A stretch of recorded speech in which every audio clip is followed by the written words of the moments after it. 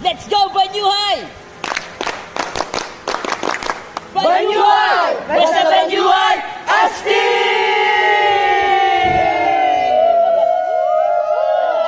Inyo lahat, San Diego de Alcala. Tama po ba? Yes. Alright, narinig nyo ang pangalan ko is Mindhacker. Bakit Mindhacker ang pangalan ko? Kasi tonight ay susubukan kong i-hack ang isipan ng ating mga kurado. Alright? And then audience and then judges,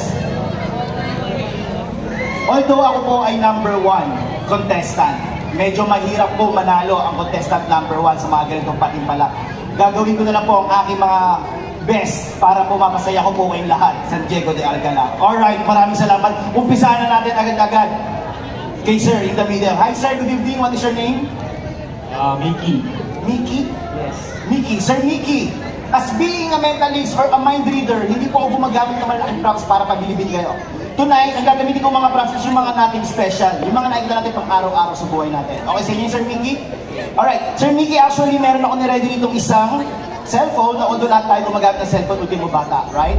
Okay, Sir Mickey, okay na po ba magturo ka ng dalawang tao? Isa sa iyong right side at isa sa iyong left side, wag lang po bata. Volunteer. Sige pa. Tayo lang po tayo dyan, ako na po lalapit. Ako lang. Sino po doon? Jessa! Kakay. Jessa! Kuya, sige yan! Kuya! Ayun na! Ayun nga, sige yan! Kuya! Ayan, kayo na lang kayo, sir.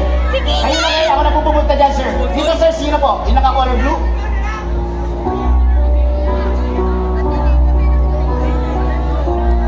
Doon po, inakaway. Ay, naka-white. Ma'am, kayo lang tayo, ma'am. Lalapitan ko po kayo. Okay, judges, nilagay ko sa calculator ang ating cellphone. Alright? 0 po lahat. Alright. Ang una mong tinuro, Sir Mickey, ay si Sir. Tama? Sir, can you please stand up? Okay. Sir, what is your name? Tony. Okay. Sir Tony, nakikita niyo yung calculator natin, 0. Okay. Sir Tony, pumindot ka na 3 numero na kung ano ang tumatakbo sa isipan mo para sa gabi ito. Okay. Sir Tony, makikita mo dyan yung symbol ng plus, minus, divide, multiply. Pili ka ng isa, tapos pinutin mo. Okay na. Maraming salamat. Take your seat, Sir Tony. And the next one natin, dito yung mga babae. Okay? Ma'am, yan. Ma'am, what is your name? Jasmine. Ma'am Jasmine, ganun din po ang gagawin nyo ito na ginawa ni Sir Tony. Pindot ka ng 3 digit kung ano nasa isip mo. Okay? And then pili ka kung ano gusto mo, plus, minus, divide, multiply. Okay na? Maraming salamat. Take your seat. And then the last one for this app is you, Sir Mickey. Sir, hawakan niyo na po ito. Sir, this time hindi kita pipilitin na pumindot ng 3 numero. You know why? Because it's up to you kung ilan ang gusto mong pindutin. Kung 1, 2, 3, 4, 5, 6, 7, or kahit ilang numbers. And after that, pakipindot mo na yung equal sign. Numbers muna and then equal sign. Go, sir.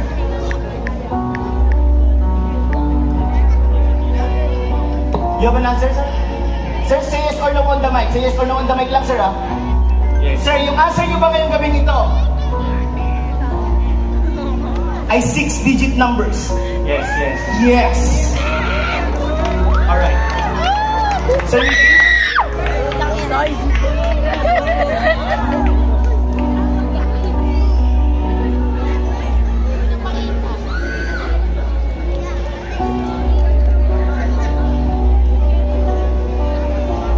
Sir Mickey, ulitin ko lang, hindi ko kilala yung mga tao tinuro nyo. Tama po ba? Oo. Mas talong hindi ko alam yung mga numbers at symbol ang pinindot nila. Mas talong ang numero nyo, Sir Mickey, ay hindi ko alam. Tama? Tama. Okay, Sir Mickey, for the very first time, pakibanggit ng isa-isa at dahan-dahan ng medyo malinaw kung ano po ang nilaging kasagutan para sa gabing ito. Go! 1, 1, 1, 2, 2, 3. Again, sir, danda lang. 1, 1, 1, tatlong 1, 2, 2, 3. Alright, San Diego de Alcala, judges, Sir Mickey, are you familiar of these numbers? Tama po ba, sir? Yes.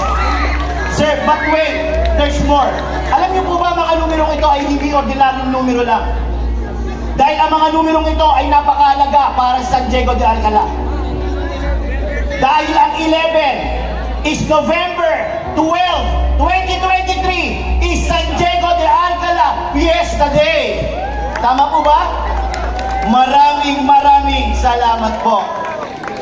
Alright. Next one naman natin, si ma'am. Hi ma'am. Can I call you ma'am? Sure po. Alright. Ma'am, what is your name? Il. Il. Il. Yes. Okay. Ma'am Il, for you, nag-ready ako ng isang maliit lang na notepad or notebook. Okay. Lalapit lang ako sa iyo, Ma'am Il. Papabasa ko lang sa iyo na meron tayong iba't ibang names na nakasulat dito. It's a random name, random personalities, alright? Okay, Ma'am Il, pakibasa lang ko gamay para alam nila na iba't ibang names na nakasulat talaga. Go! Piola Pascual, we have FPJ, Nanito, Donaire de Estrella, Noli de Castro, Dingdong Datos, Robert, napakabilis, Babalilo, Erab Estrada, Mark Eric Santos, Bong, Vice, Alright. and so on. Okay, and etc. Ma'am Il, alright? Ma'am Il, meron tayong 50 names sa scatter dito. Ma'am, lalapit ako sa iyo, i-report ko siya sa edge, sasabihin ko sa mic ng stop. And when you say stop, kung tigil ako, aangatin ko yung page, tandaan niyo mic and yung name. Alright? Alright. Ma'am Il, go. Stop. Okay. First name at last name? Okay. Okay. Ma'am Il, this time hindi na ako gagamit ng whiteboard at ng marker para basahin yung isipan niyo.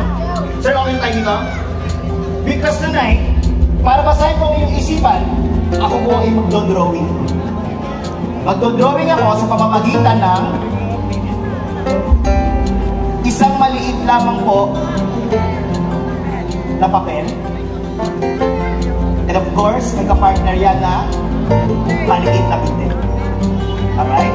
Okay, Ma'am Il, I want you to imagine na yung taong yan ay kaharap mo ngayon, one-on-one, face-to-face. Alright? Ma'am, imagine mo yung buhok niya. Just on your mind lang, ha? Go.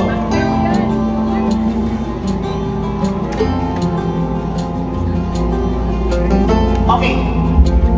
Ma'am, this time, ikaw na pong bala. Hindi lang kapay kayo lamang kung ano gusto mong imagine. Kung mata, ilaw, or bibig. Alright? Just on your mind, ma'am. Go.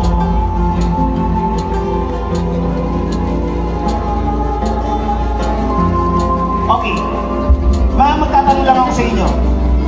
Ma'am Il, ito po ba taong ito ay nagkita na kayo nito or nag-meet na kayo nito personally? Hindi. Hindi pa po. Hindi pa. Pero familiar kayo sa mukha niya? Yes. Yes. Okay. Ma'am, although tapos na ako magharap dito sa inyong simbahan or magugugupit or mag-drawing sa pamamagitan ng maliit na papel at ng gunting, gusto lang po malaman ng mga taga San Diego de Alcala kung sino yung sikat na lalaki sa Pilipinas ang nasa isip niyo ngayon. Sino siya? Daniel Padilla. Siguro po kayo siya yung nakita niyo sa... Oh, yes po. Sino po ulit? Daniel Padilla. Ganito na lang gawin natin, judges. San Diego de Alcala, no? Mali ba, guys?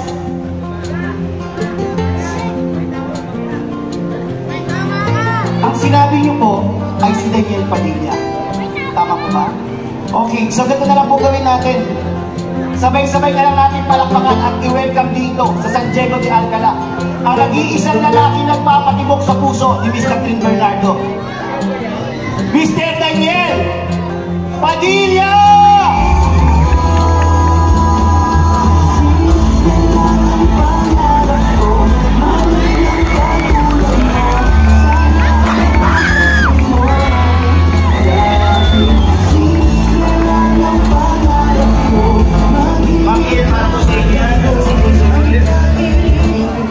Ito ko yung gagawin ko, judges, sana po mas lalo nyo ma-appreciate, alright? Pero bago po ako mag-start, judges, sir, what is your name? Roderick po. Roderick po. Roderick. Roderick. Sir Roderick, may niready ako isang envelope para sa inyo. Mamaya natin siya yung open, Sir Roderick. Pato nyo sa inyong table. And then, balik tayo kay Sir Mickey. Sir, meron ako niready dito isang sketch ng batang babae. Pakukulayan ko na sa ito, Sir Mickey. Okay lang? Alright. Pero bago ang lahat, ito po ang twist kung paano natin gagawin yan. Pwede po tumawag na isang MC natin? Magpapa-assist lang po ako.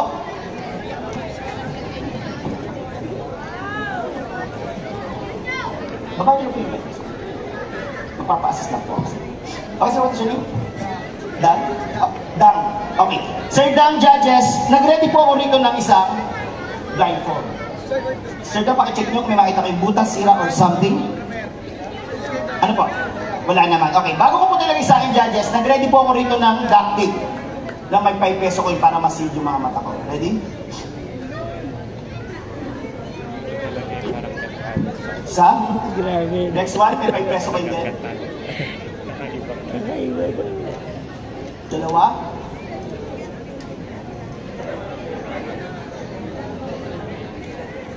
Okay, Sir Dan, kayo na po maglagay ng blindfold.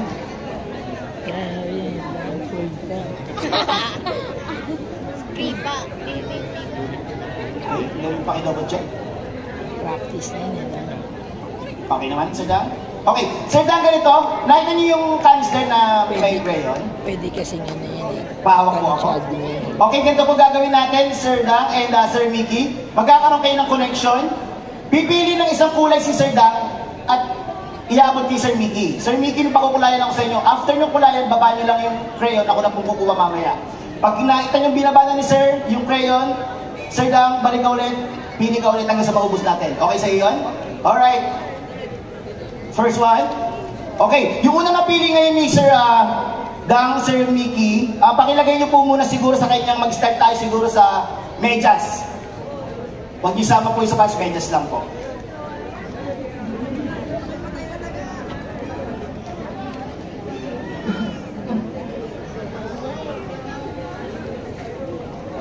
Okay na po, pili na isa. Okay, yung pangalawang napili, sige, tapusin na natin yung pang-ibaba, sir. Lagyan nyo na sa kanyang sapatos. Yan, tapos na tayo sa pang-ibaba.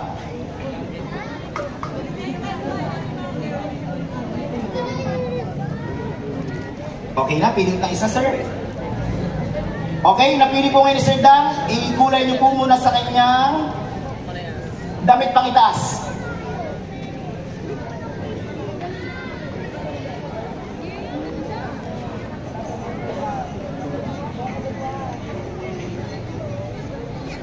Okay, then kuha ulit na isa.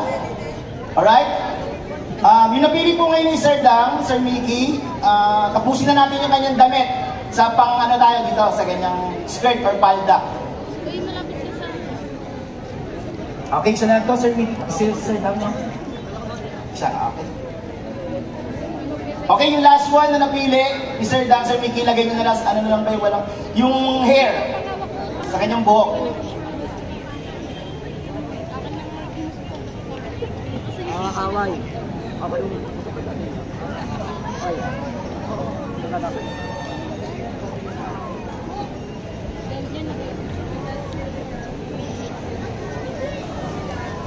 Okay na, sir. Okay na po lahat. Alright. Ito po, tatanggalin ko lang po yung mga nasa mata natin. Okay?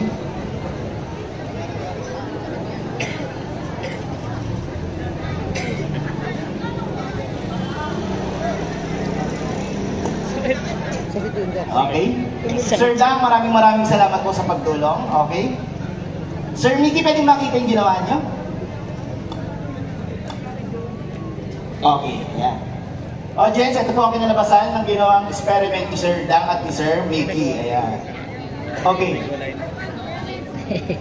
Meron tayong red hair, yellow dress or sando, green skirt, orange socks, and blue shoes. Okay. Alam niyo po ba, ito pong huling act ko, dinededicate ko to sa aking bunsong anak na si Chloe. Alright? Judges, bibili pa kayo sa akin kung sasabihin ko sa inyo na predict ko na to kahapon or no last week. Nakakahangaya, tama? Pero what if kung sabihin ko sa inyo na predict ko na to 2 years ago? Mas bibili po ba kayo doon? Alright.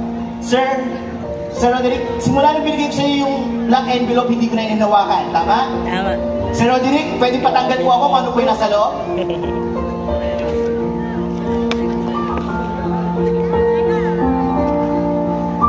Isang larawan. Tama po ba ako? Papakita ko lang sa kanila. Audience, isang larawan ng batang masiyahin. At ito po, larawan na ito ay ang aking bunsong anak na si Chloe. Yun. Okay, judges, trivia lang po ako ha. Si Chloe po kasi ay napakalambing na bata nito sa akin. Kasi daddy's girl siya. Kung nasan ako, lagi siya nakabukod sa akin. Ang hobby niya niya gawin sa bahay is mag-drawing, coloring, mag-art. Yun po ang hobby niya, mag-art talaga, drawing, coloring. Hindi ko siya hinayaan na mawili siya ng mawili sa gadgets kasi medyo masama sa bata ang gadgets. Tama po ba, judges? Okay, kaya doon siya nawili sa art, drawing, coloring.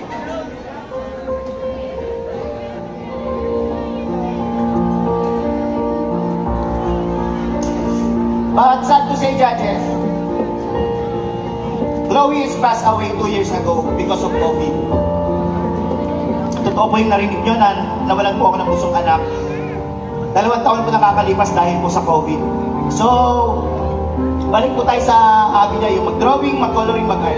Alam niyo po ba, judges, sa dinami-dami pong nakakalat sa bahay namin na ginawa niyang art, meron pong nagbubukod tanging isa doon na nakaagaw ng pansin ko.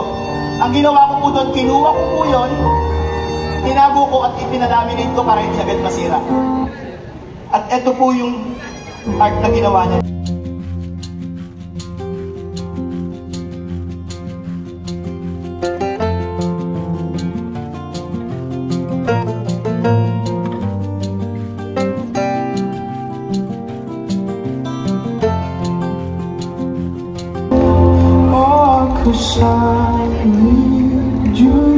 Maraming salamat po. Muli ako po si Mind Hacker, ang inyong San Diego del Calagatan. Maraming salamat po. Maraming salamat sa ating performer number 1, Mind Hacker.